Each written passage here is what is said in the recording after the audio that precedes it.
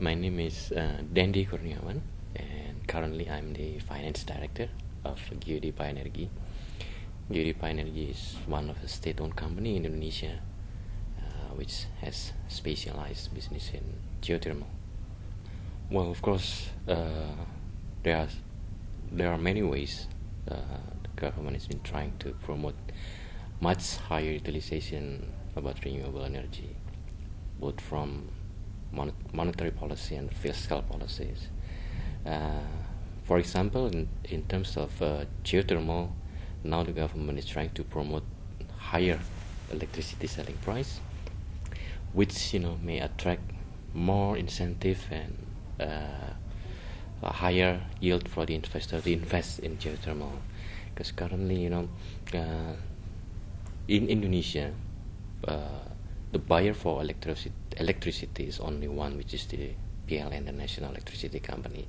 So PLN is the solely buyer for electricity for the whole nation, and the price is still controlled by the government.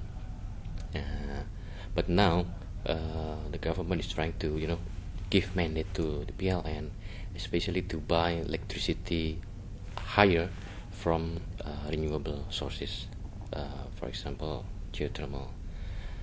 Other than that, in fiscal ways, the government also trying to promote more incentives and benefit for the developers, the IPP producers and developers. For example, in terms of the import duties for capital goods, and also for the VAT and the value-added tax also for the capital goods, especially in the development of the renewable energy in Indonesia. Well, I think that will contribute positive to the development of the renewable energy in Indonesia. Wish list, maybe I will just focus on the geothermal, because the nature of renewable energy between hydro, solar and geothermal is quite different. In geothermal, I think one of now the so-called wish list, not only me but I guess all the players in geothermal business, is how to mitigate risk, especially in the upstream development. Because talking about geothermal, it's not only how to develop the power plant itself, but also how to mitigate the exploration and exploitation risk in the upstream level. And if the government is just trying to promote, like I said, through higher electricity selling price, or maybe from the fiscal policy, I don't think it will benefit a lot, because the risk is still there. So for me, to be concrete, I think the government has to step further and get involved on the exploration for the geothermal.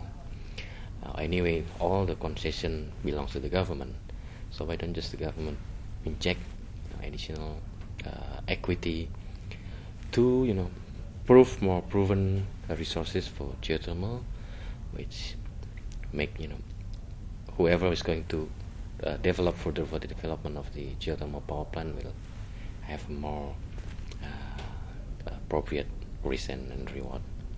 I think that's one of the most wish lists, especially in geothermal in Indonesia. But talking about grid parity, maybe difference from one nation to another nations, and also different from one technology to another technology. For example, if talking about grid parity in Indonesia for the geothermal, I think it's on the the price of geothermal now is lower than the selling price to the public right now. But of course, that figures, we're dealing with a subsidy, because in Indonesia the government is still subsidizing the price of the electricity. So I guess if we're talking about grid parity, especially in geothermal, it's already there, but maybe not for solar and hydro.